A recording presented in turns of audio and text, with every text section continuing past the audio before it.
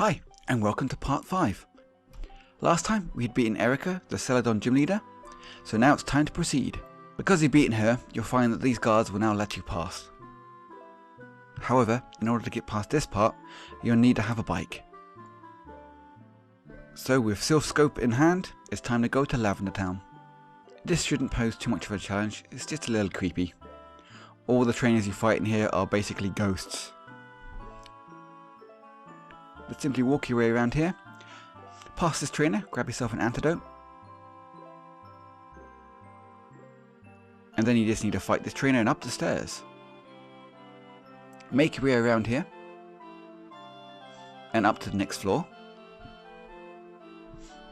Fight your way through, and then it's just a case of going up and up and up until you get around to Nurse Joy.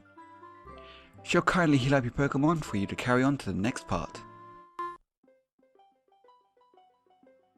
Fight this trainer and then head up the stairs.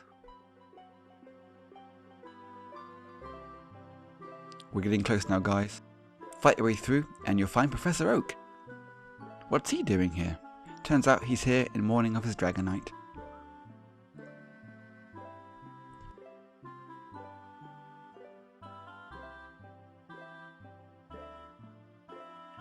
Now, when you try and get up these stairs, there appears to be something invisible there. So click it and you get into a fight with Marowak, which is the spirit that's haunting this place. When you beat it, head up the stairs and you'll face a series of rocket grunts. The first one has a Rattata and then Eradicate. Once you beat him, it's on to the next rocket grunt. He just has Eradicate. Then the final rocket grunt is a little bit harder to beat. He has a Fearow, Eradicate, and finishes off with a Rattata. When you beat them all, you can finally save Mr. Fuji. So he'll thank you, give you a Pokeflute, and ask you to talk to him back at his house.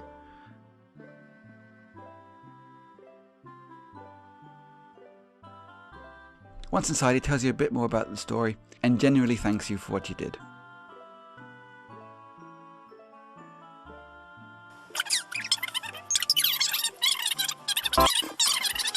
Now that we've got a Pokeflute, we can wake up that cursed Snorlax. It's a pretty hard fight, but you do have the option to catch the Snorlax if you want to, and I recommend it. I generally rate Snorlaxes pretty high, they're pretty good Pokemon. After that fight, just head on south, and fight all the fishermen on the way.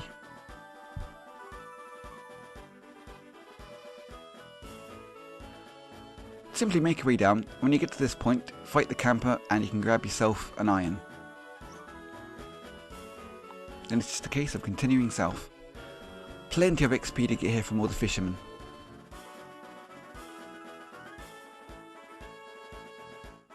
There's a whole host of Pokemon you can catch here, including Bellsprout, Farfetch'd, Gloom, Hoppip, Quagsire, Venonat, Ditto, Chansey, and if you remember, Ducklet and Quillfish. An optional place to visit just to the north there is the Berry Tower.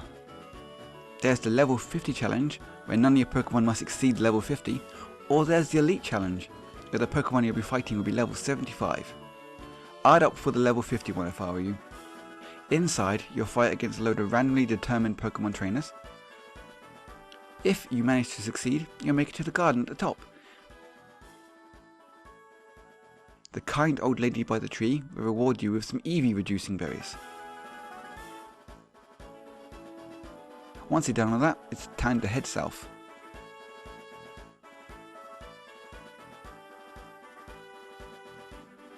Then it's down south and then west. There are a load of trainers to fight here if you want to, including bikers. Make sure you grab the berries on the western side, and then continue west.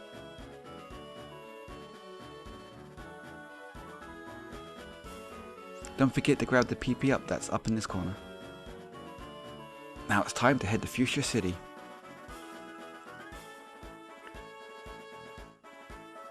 If you go into this house, you'll find the fishing guru. Unlike the Nintendo games, he simply won't give you a fishing rod, but he'll sell you one for 15k. After that, it's time for the Fuchsia Gym, which is basically a load of ninjas. They fight with mostly poison and psychic types. The first trainer will have a Drowsy, and then a Kadabra. You'll notice that all the walls in this place are invisible, so you're going to have to feel your way around. The next trainer will just have a Hypno, so that shouldn't be too hard to beat.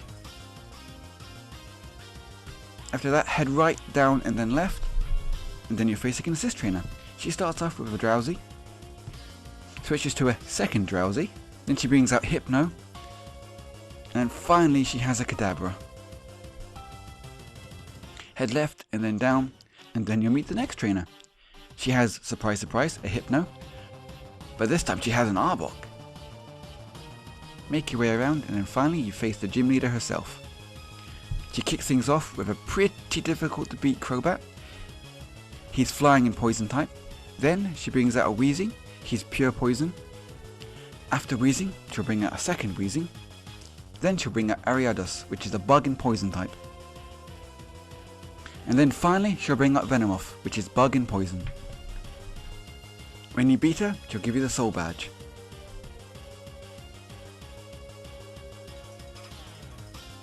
And if you speak to the aide by the door, he'll offer to sell you Toxic. And that'll do it for this part. Hopefully I'll see you guys for part 6. Thanks for watching.